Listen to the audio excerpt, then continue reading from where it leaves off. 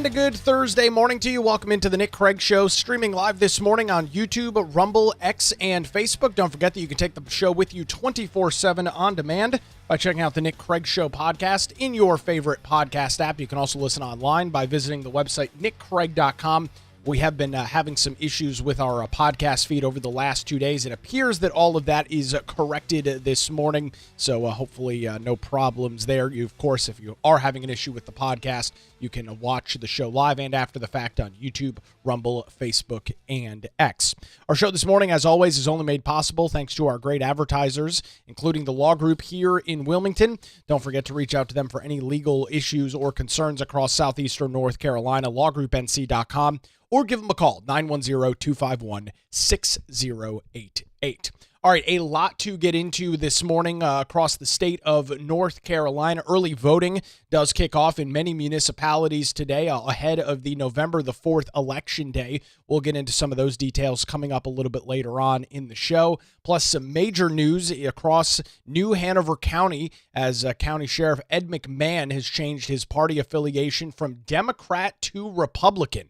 So that is going to be an interesting thing to watch as well. We'll get into those details coming up.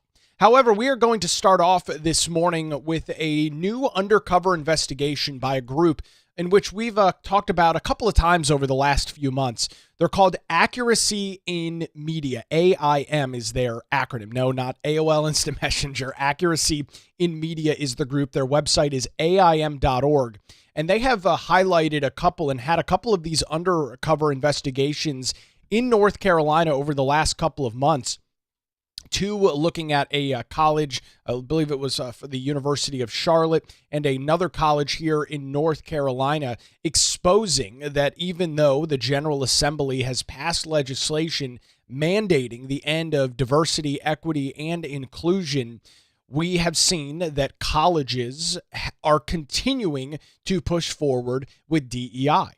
They are, ripping the at least on the public facing side, they're ripping the name cards off the door. They're changing individuals' titles, and they're no longer the diversity director or diversity and inclusion administrator, whatever stupid ass titles they had. But the work continues.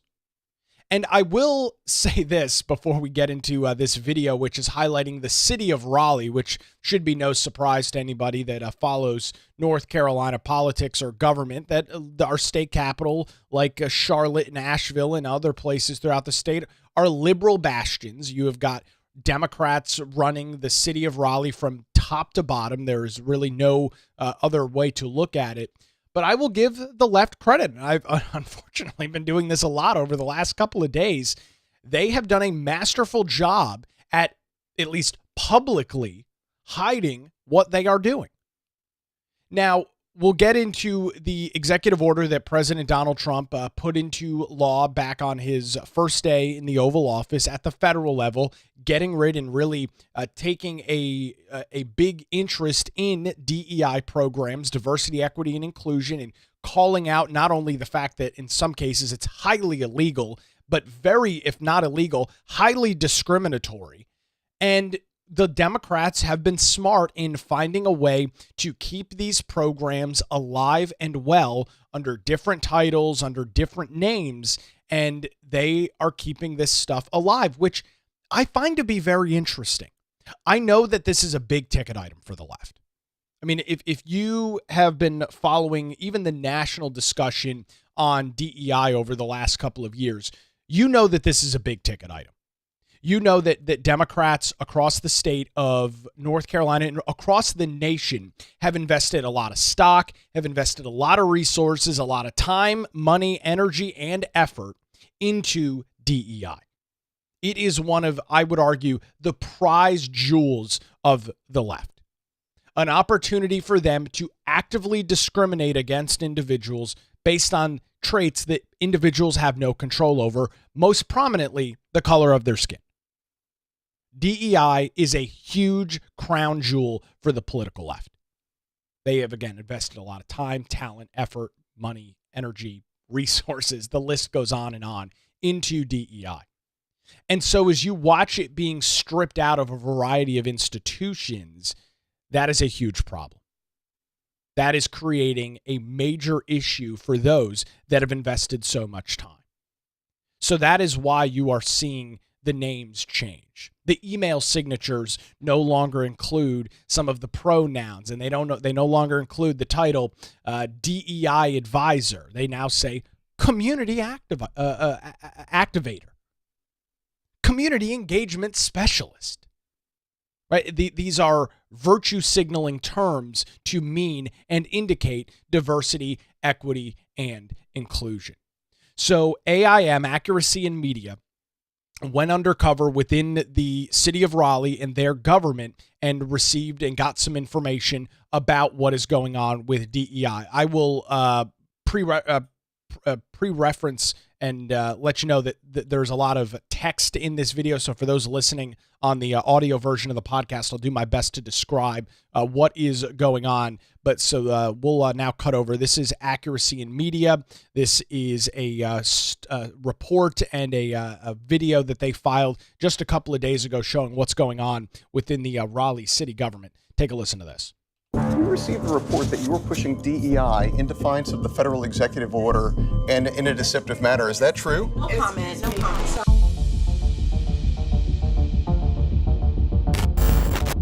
So it reads, Inside North Carolina Streets, DEI Agenda Raleigh is the title of this video. Accuracy in Media traveled back to Raleigh, North Carolina, where our undercover journalists discovered that local leaders are continuing to promote DEI programs behind closed doors. Imagine being a taxpayer in Raleigh, North Carolina. You think that your taxes locally are going for law enforcement, schools, roads, maybe ambulance services. Instead, you find that they're being used to fund radical DEI principles in several facets of their city government.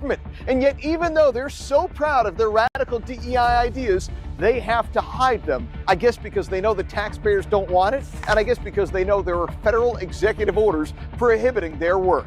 I'm going to pause the video right there. This is Adam Glenn, I think is the individual's name, who is, I don't know if he's the head of Accuracy in Media, but he's the one that has been kind of anchoring and hosting some of these undercover reports.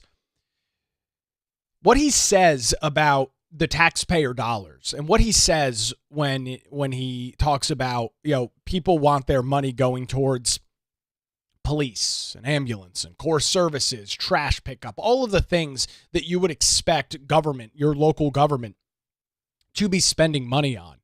You are starting to see a change. And I think a lot of it, of course, does come from the fact that you've got new leadership in Washington, D.C., who is not, stepping around this stuff, is being very clear and obvious that we are going to push back against DEI. We're going to push back against these disastrous policies being pushed by those on the left. And I think a lot of folks have objected to DEI, but they didn't want to speak about it publicly because if you did so, you would be deemed a racist, right? I mean, typical leftist playbook here. I don't support a government picking winners or losers based on the color of somebody's skin. And if you make that statement and you say, I think that DEI is destructive, divisive, and does not help a community, you are immediately labeled a racist.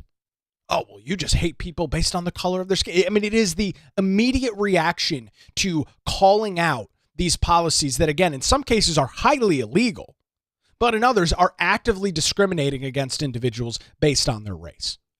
And so as Trump is now kind of leading this clarion call from Washington, D.C. about DEI, I think you have a lot more individuals that are now willing to speak publicly and talk publicly about DEI without the risk of immediately being labeled a racist and having their entire life ruined because, God forbid, they questioned.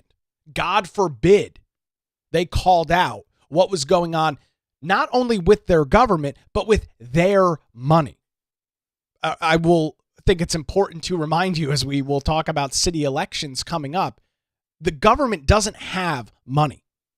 The government does not produce anything that generates them income. The government takes from property owners, from sales tax. They don't generate anything. They don't produce a product. They take money through taxes and then spend it. So you are absolutely in your right as a taxpayer to question and maybe even be highly critical of what is going on with your money. back to the Accuracy in Media report.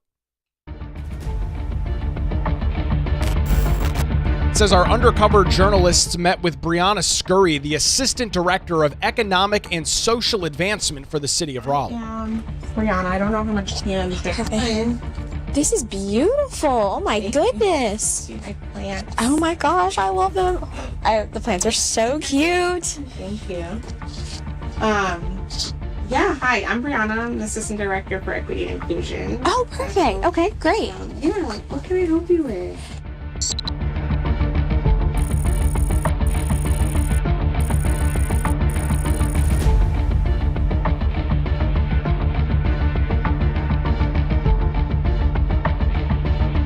We are certainly being strategic in the ways that we don't want to draw attention to ourselves, number one, right? But Yeah. we certainly also want to make sure that this work is as protected as possible.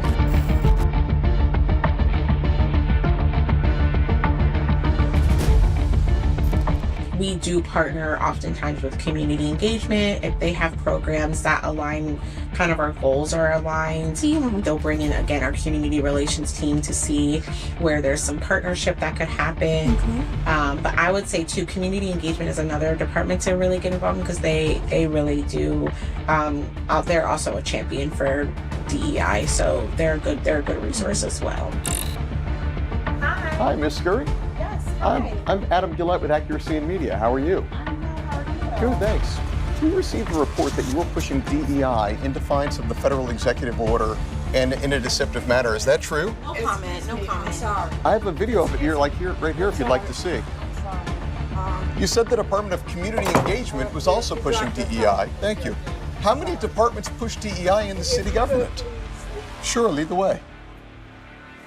Brianna Scurry, obviously not happy to see us. Nobody likes being confronted with the fact that they've been deceiving taxpayers and pushing radical principles upon their community. So no surprise. But if you want to take action right now and continue to hold her accountable, click on the link below this video where you can send one message that goes directly to all of the relevant authorities. City government should be focused on providing services for their community. Those services shouldn't be radical ideologies. I'm Adam Gillette, Accuracy in Media.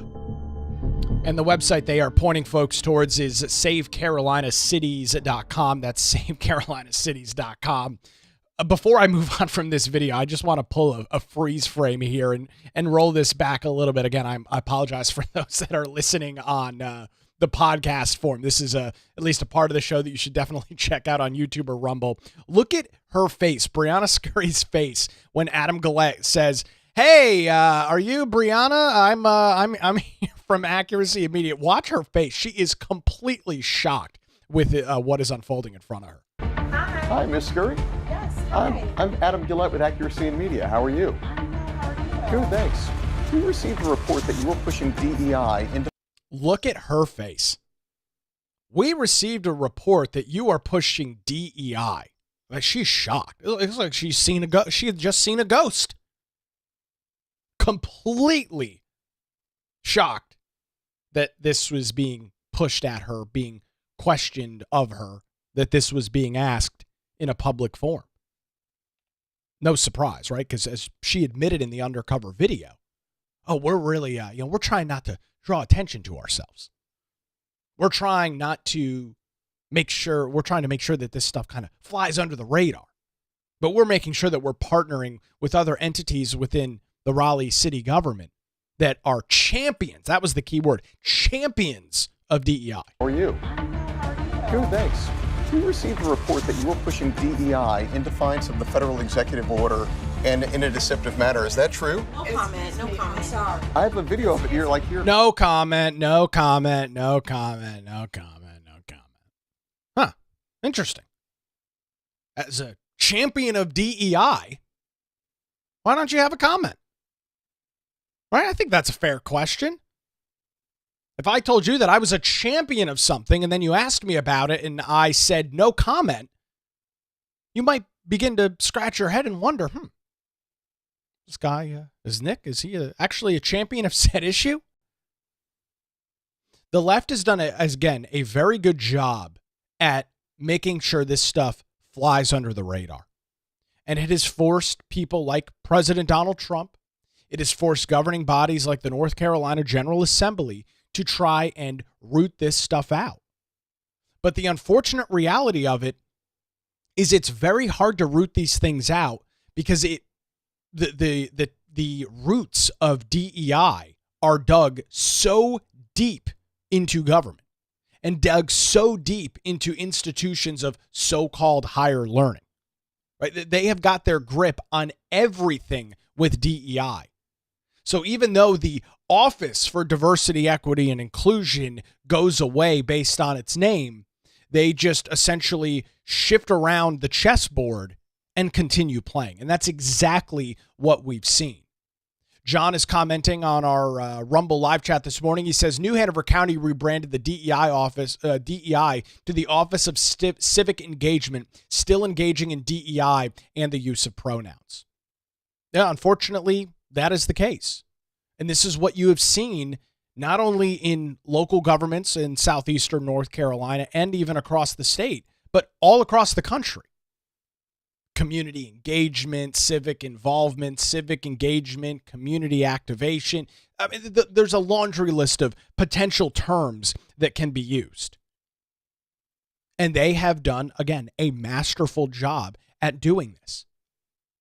So the fight, the battle against DEI is, I would argue this morning, far, very far from over.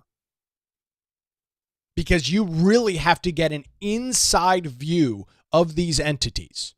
You really have to get an inside view of these organizations to understand what is going on.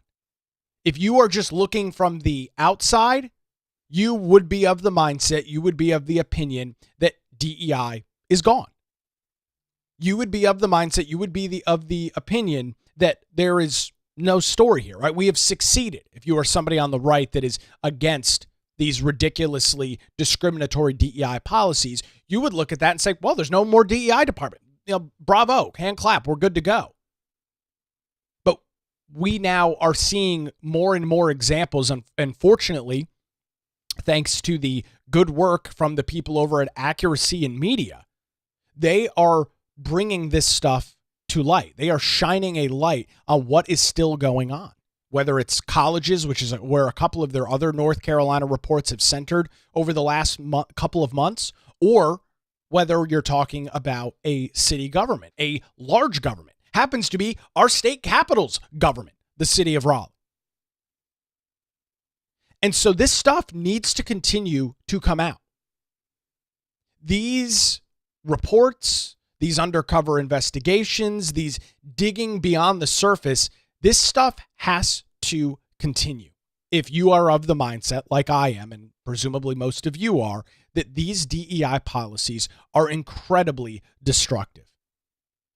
That these policies are not leading to better core services. They are not leading to a more prosperous community. They are not leading to economic success, economic prosperity in the communities in which they're taking place. And they're frankly not, right?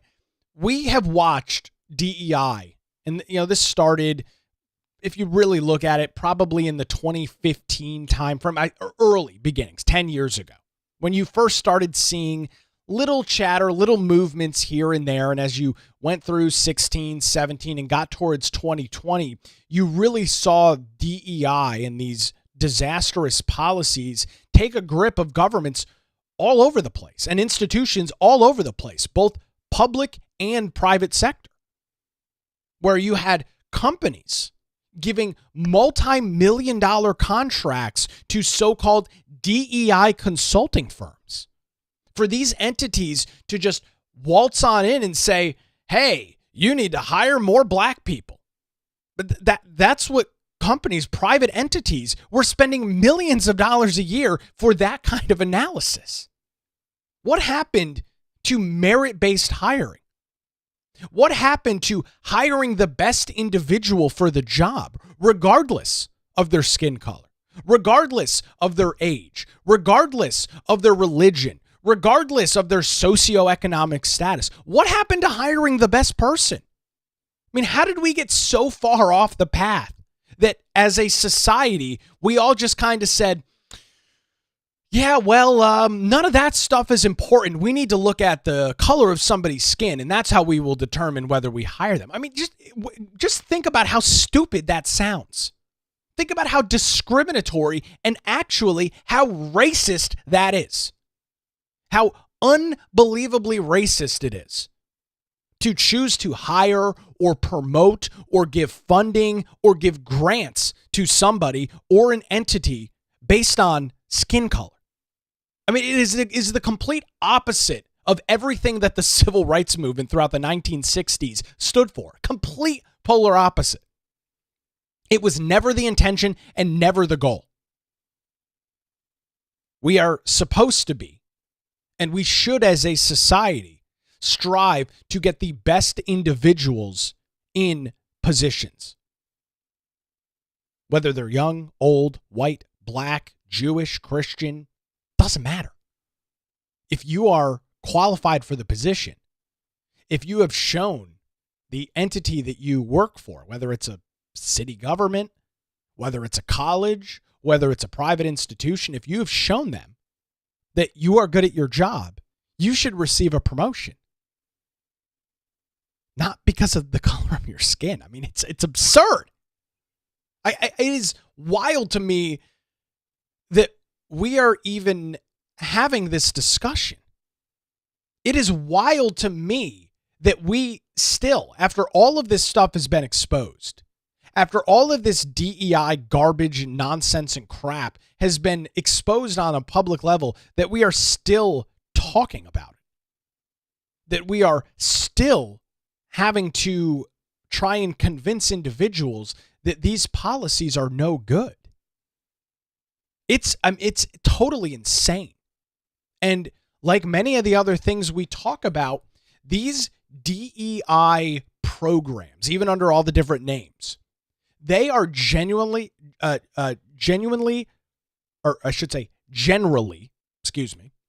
pretty unpopular. If you ask a group of individuals, are you okay with us hiring somebody based on the color of their skin?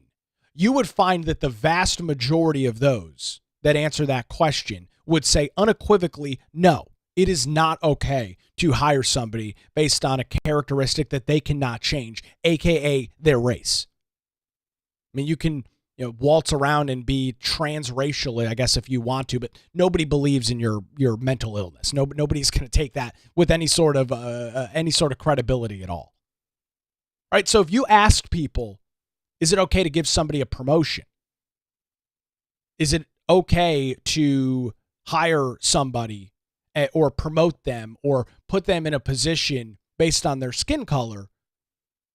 Americans, voters would say, no, of course not. You should promote, hire the best individual based on their qualifications, based on their character, based on whether you think they're going to do a good job.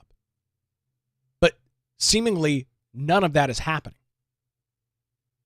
All of these wacko, insane, crazy DEI policies are pushing all of that to the side and saying the only thing that matters is race. Now, if we look at what started earlier this year, I take you to the official White House website and an executive order signed January the 20th, 2025, ending radical and wasteful government DEI programs and preferencing. Section 1, purpose and policy. The Biden administration forced illegal and immoral discrimination programs going by the name Diversity, Equity, and Inclusion, DEI, into virtually all aspects of the federal government, in areas ranging from airline safety to the military. This was a concentrated effort stemming from President Biden's first day in office when he issued Executive Order 13,985, advancing racial equity and support for underserved communities throughout the federal government. So, since literally day one of the Trump administration, there has been a clear objective and a clear effort to call out DEI, to stop pandering to individuals based on their race and make sure that the most qualified individuals are the ones that are hired or promoted, which is the way that it has been for a long time. Right? We are not currently living in the civil rights era. We do not have separate water fountains and separate bathrooms and separate schools. That stuff is fortunately long in the past. We don't have that anymore. We as a nation have moved past that. We as a nation determined that those policies were incredibly racist and that we were not going to operate like that as a nation anymore. That work was successful and that work was done. And thankfully it was. And now here we are in 2025 and it's like we're going backwards. We are now wanting to ignore somebody's character. We are wanting to ignore the work ethic. We are wanting to ignore all of the traits that individuals have that make them a useful asset to a company, a government, a school, whatever the place may be. We want to ignore all of that and just highlight somebody's skin color. It's so incredibly stupid. And as Adam Gillette noted, not only are these policies now happening under the radar because there's a lot of scrutiny on them, but these policies are very expensive. You've got some of these equity coordinators or whatever their titles have changed to. Some of these individuals are making well over six figures. And that doesn't include all of the government benefits that they receive as a employee of a government, which are a lot. Members of the state health plan, state pension, state retirement. I mean, there's a lot of stuff that is a benefit of working for either a local or state government. And those resources are made available to those individuals. It's a significant amount of money. So not only are some of these folks making six figures, but they're getting another $20,000 to $40,000 a year worth of state benefits. It's a lot of taxpayer dollars spread across the entire state of North Carolina. You have had the General Assembly have to pass legislation to try and root out DEI. There are currently a couple of bills sitting in the North Carolina House as it relates to DEI. There are 6 veto overrides currently sitting in front of the North Carolina House. It's not immediately clear if or when they're going to take them up this session that deal with DEI in things like state government, in things like local governments across the state of North Carolina. And so as the General Assembly comes back to Raleigh next week, hopefully they are finally able to take up these votes. Hopefully they are finally able to deal with these issues. I mean, I'm just looking at a couple of the bill numbers. Senate Bill 227, eliminating DEI in public education. That would be K through 12. Senate Bill 558, eliminating DEI in public education. Both of those vetoed by the governor. Here's another one for you. House Bill 171, equality in state agencies / prohibition on DEI. Those bills are currently sitting in the North Carolina House, and it is absolutely incumbent that the legislature vote for these overrides. Make this stuff happen. It is the only way that it will begin to change. It is obvious that the public reaction to DEI, it is obvious that the public opinion on DEI is not enough to get rid of it. It is unfortunate, but government is going to have to act. So I'll throw a link to this accuracy in media report. I'll put it up in our show notes over at patreon.com/Nick Craig, where you can get a copy of that and provide some of that information. And again, the website that they are promoting is SaveCarolinaCities.com. That's SaveCarolinaCities.com, where they've got this web page set up here where you can email members of the Raleigh city government. I'm not immediately clear where else this information goes. Hopefully it's also being sent to members of the North Carolina legislature as well, so that they can see what's going on. And hopefully this video has been floating around the GA over the last couple of days and that they're able to continue to act on it. Again, it's unfortunate. I hate the fact that the state legislature has to spend its time dealing with DEI but I'm glad that they are, and I think it's important that they do. So that's the latest on DEI, alive and well in Raleigh, many other cities and municipalities across the state, including here in New Hanover County and the city of Wilmington. We'll jump into some of the early voting information coming up. Folks, if you are a conservative, if you are a Republican across the city of Wilmington, you can guarantee that if you elect more Democrats to the city council, that this will continue, that this will go on, and it will likely dig in further.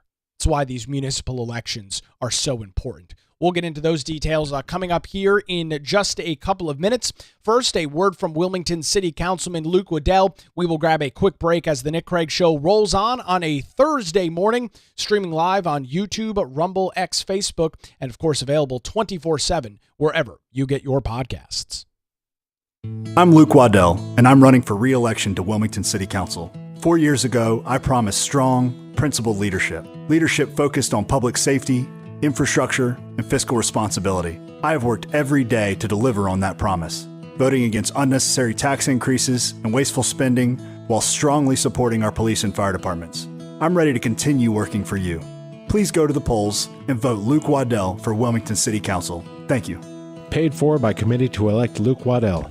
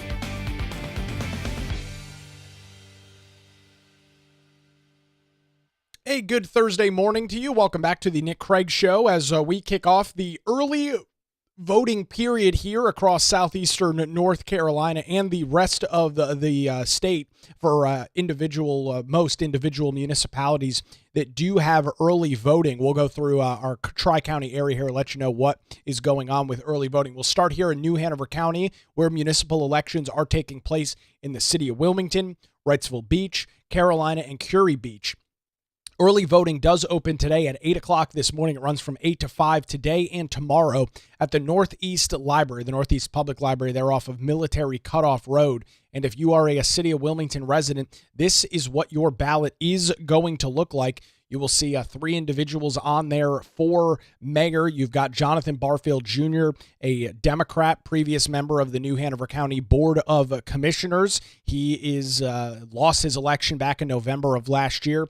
He is now taking a stab and running as mayor. He is a Democrat. You've got Billy Craig, of which I always mention, no relation to at all, just happen to have the same last name. 30-year member of local law enforcement. He is a Republican running for mayor in the city of Wilmington. And of course, a 20-plus year longtime serving mayor, Democrat Bill Saffo. So you've got two Democrats running in the mayoral race here. Bill Saffo has been endorsed by the local Democrat Party. Jonathan Barfield has not been. So even though he is running as a Democrat, all of these individuals, and this is a sample ballot directly from the Board of Elections, you'll notice no D's, no R's next to anybody's names. This is considered an unaffiliated election, a nonpartisan election. However, every single person on this ballot is registered with either the Republican or Democrat Party. So you've got Barfield and Saffo, both Democrats, Billy Craig, the Republican, running for the mayor of the city of Wilmington. You then go down to the only other thing on the ballot for the city, which will be city council. And this one, you've got another breakup of Democrats and Republicans, some endorsed, some not, by their local parties. So you start off with Clifford Barnett. He is currently the mayor pro tem of the city of Wilmington. He is a Democrat running for re-election in that race as well. However, he has not received, once again, the endorsement from the Democrat Party.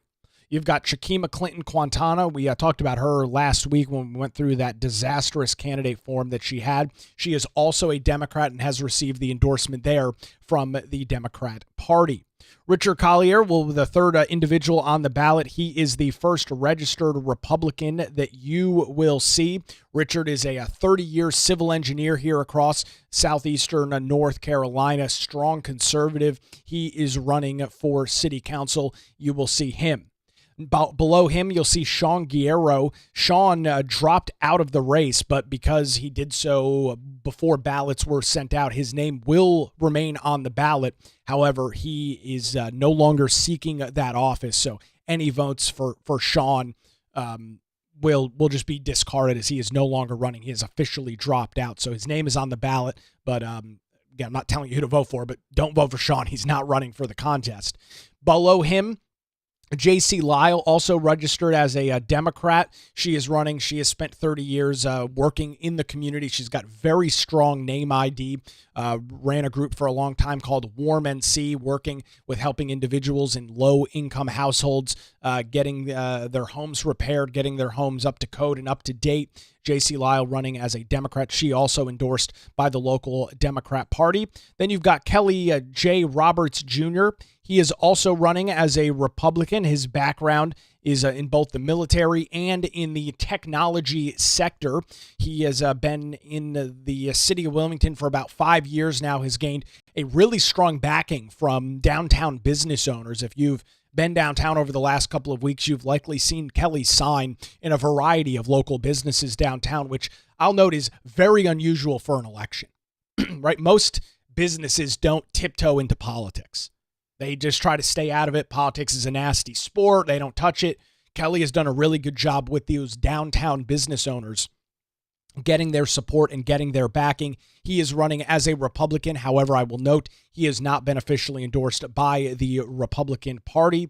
You've got Cassidy Santaguida. She is also running as a Democrat. She ran for county commission last go-around, was unsuccessful in winning a bid on the county commission in November of last year.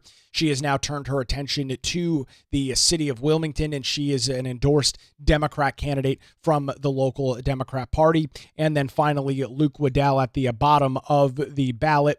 Luke has been serving on the city council for the last 4 years. He won his original election back in 2021. He has done a masterful job standing up, fighting back against the push by city council to go further left on a variety of issues, tax and spend Democrat policies, just some of the most unbelievably stupid things that you can imagine on city council. Luke has been a real champion fighting against that stuff. He is asking for your vote once again. He is a registered Republican and has received the endorsement of the New Hanover County Republican Party. So that's how it's breaking up. That is the race that is in front of the voters this election cycle.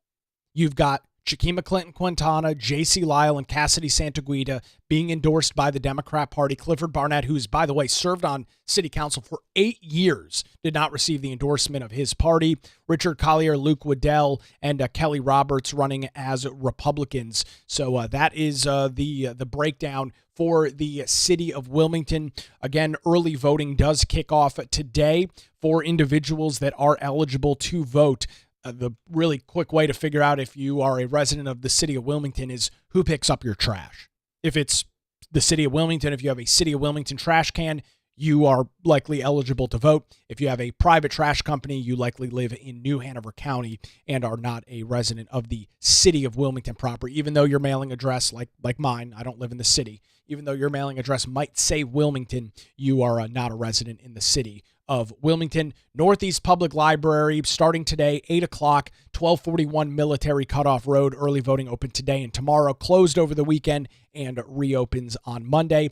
You can also vote there if you are a resident of Wrightsville Beach, Carolina Beach, or Curie Beach. You have some municipal elections coming up there as well. Over in Brunswick County, they've got a litany of municipal elections taking place, including the town of Leland, the largest town in Brunswick County. Their early voting takes place at the Brunswick County Cooperative Extension. I believe that's in Bolivia.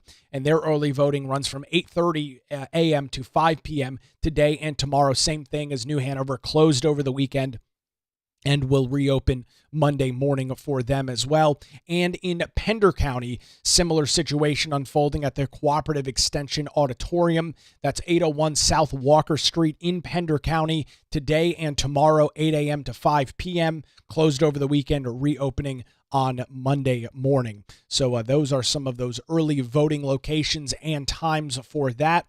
Early voting will run all the way through November the 1st. So 2 weeks from this Saturday is when early voting will stop. No early voting on the 2nd or 3rd. That is the Sunday and Monday ahead of Election Day. And then, of course, polls in your local community, your local precinct, whether it's a church or a school, will open at 6:30 a.m. Tuesday, November the 4th for Election Day, where you can go and vote in person. Couple of things I'm going to bring up. Voter ID does remain to be in effect here in North Carolina. So if you are going to vote, you are going to need a valid form of ID. For 99% of individuals, that's either going to be a North Carolina issued driver's license or a non-driver's license issued state ID. If you have a federal ID, whether that's a military ID or an ID for some other reason as a federal employee, you can use that. And there are a couple of other things as well, including some local government IDs, some college identification cards as well. There's a full list on the State Board of Elections website, but you will need an ID to vote. If you show up without an ID, you are going to have to fill out a form that you have a reasonable exemption as to why you can't get an ID. It's an affidavit that you are signing. You are potentially perjuring yourself if that's not a valid excuse. So make sure if you're going to be voting, you bring your ID and make sure you are ready to go for that. So that is municipal elections. We will take a look at some of the early voting totals throughout the next couple of days and next couple of weeks. We won't know who individuals are voting for, but we will know the party in which they are registered, whether they are a Democrat, a Republican, or an unaffiliated voter. We'll keep a tally on those totals in the coming days and weeks, and we'll bring it to you right here on the Nick Craig Show. Some pretty big breaking political news yesterday, late night here throughout New Hanover County. This is something that has been rumored for quite some time, but it has finally come to fruition.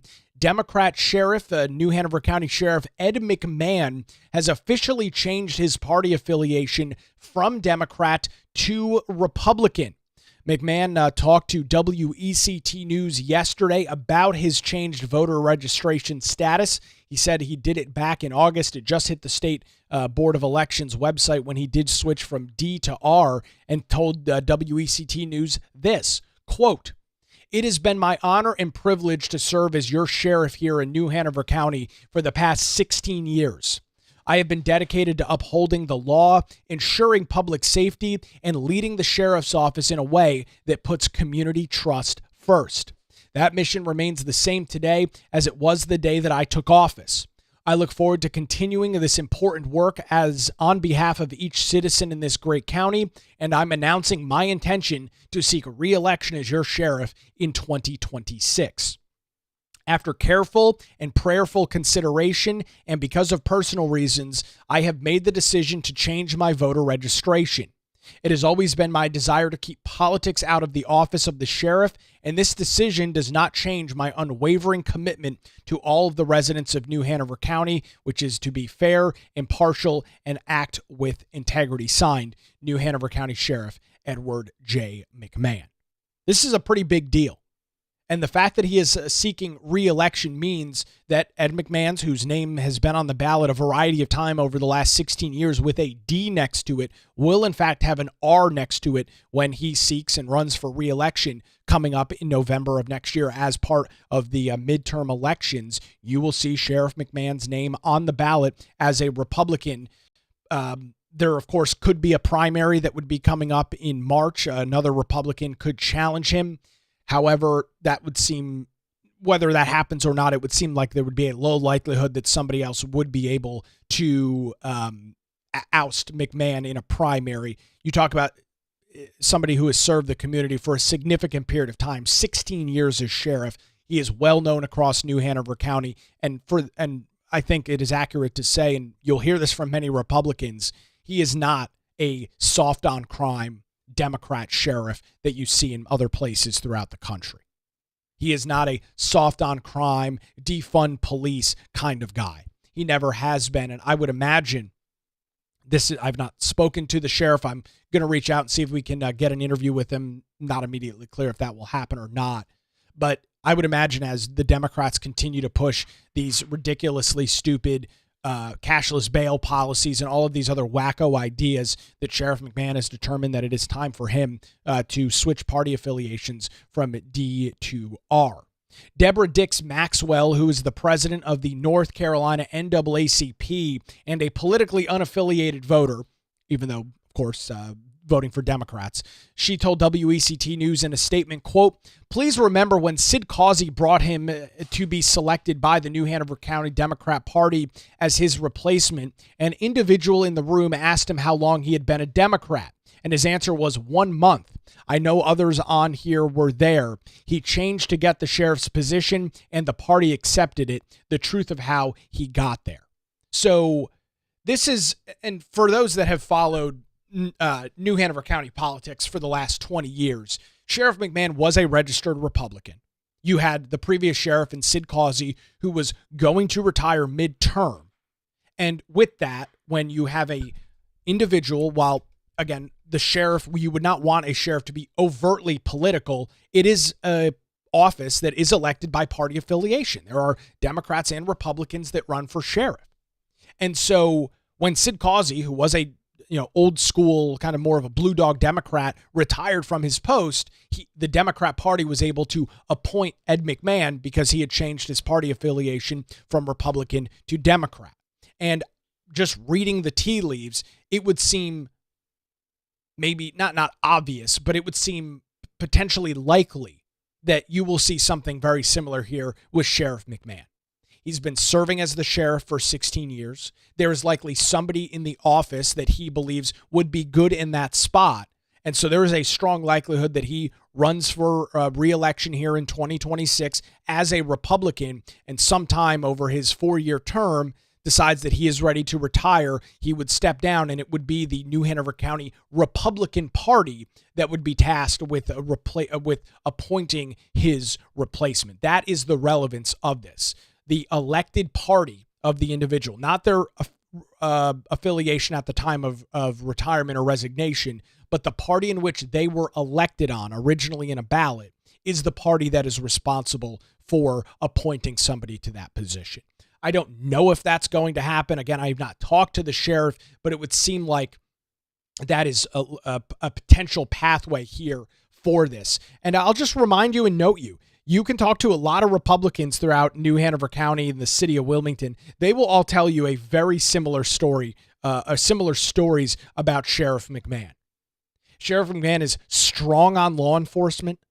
He is not soft on crime. He is not weak on crime. If you remember back to the summer of peace and love in 2020, when Democrats throughout the United States thought it was a good idea to burn cities to the ground, all in the name of equity and justice, the New Hanover County Sheriff's Office, unlike many others, did not bow down to the rioters and the protesters. You did not have members of the New Hanover County Sheriff Department kneeling with protesters in the middle of downtown Wilmington. No. Law enforcement did their job. They held criminals responsible and accountable for the things that they did. It is great news for New Hanover County and the city of Wilmington, in the broader area, all of our beach towns, that Sheriff McMahon has changed his party affiliation. The Democrat Party has lost its way on law enforcement. The Democrat Party has lost its way on law and order. They have determined that none of that stuff matters. And that has put individuals like Sheriff McMahon, who has been a registered Democrat now for more than 16 years, puts him in a very tough position. That party has shifted dramatically over the last 16 years. Democrats, just like Republicans, used to be strong on crime. You can go back and look at what was going on in Congress back in the 90s, in the early 2000s. You had Democrats like Chuck Schumer standing up on Capitol Hill talking about how we've got to get illegal immigration dealt with, so on and so forth. The party has completely gone out to left field on these things, and it's put people like, I would imagine, people like Sheriff McMahon in a tough political position because he doesn't want to be associated with those policies. He doesn't want to be known as a soft on crime sheriff, even if he's not. The fact that he is a registered Democrat opens up that level of criticism. So this is great news for voters across New Hanover County, and I can tell you this morning I am very much looking forward to casting my vote for Sheriff Ed McMahon in a primary if one happens in March of next year, and unequivocally in the general election, November of 2026. So this is going to be an interesting story to follow. More bad news for the local Democrat Party, which continues to be in complete and total disarray. The endorsement process for their city council and mayoral candidates was a freaking disaster. Democrats locally are very frustrated with their local party, and this is really only icing on the cake for Republicans in an election in which hopefully Republicans have a big turnout, a big showing, and can continue to fight back and push back against some of these out of control, insane leftist policies that you see them continuing to promote. I'll have a link to that and some more information in our show notes over at patreon.com/Nick Craig. And I'll also remind folks, if you are a user of Facebook or X, follow me on Twitter or X at Nicholas M. Craig. Like the Nick Craig Show on Facebook. You would have seen this in your breaking news feed last night, just around 8 o'clock or so, when the information started coming out that Sheriff McMahon had officially changed his party registration. So busy show this morning, a lot going on. Don't forget, if you are a resident of the city, to get out and vote. Early voting does begin today and will run over the next couple of weeks. We'll continue to provide you details and updates and talk to some of those candidates running for election here in North Carolina right here on the Nick Craig Show. As always, I want to thank the great folks, Melissa Gott and her amazing team over at the Law Group right here in Wilmington. For any legal challenges that you might be facing, give them a call, 910-251-6088, or visit their website, lawgroupnc.com. That's going to do it for a Thursday edition of the Nick Craig Show. Don't forget, you can join us live weekday mornings, 7 a.m., YouTube, Rumble, X, and Facebook. Unfortunately, we've got some of our podcast feed issues figured out. You can listen 24/7 around the clock on your own time by checking out the Nick Craig Show podcast in your favorite podcast app. That's going to do it. We're back here tomorrow morning with the Nick Craig Show.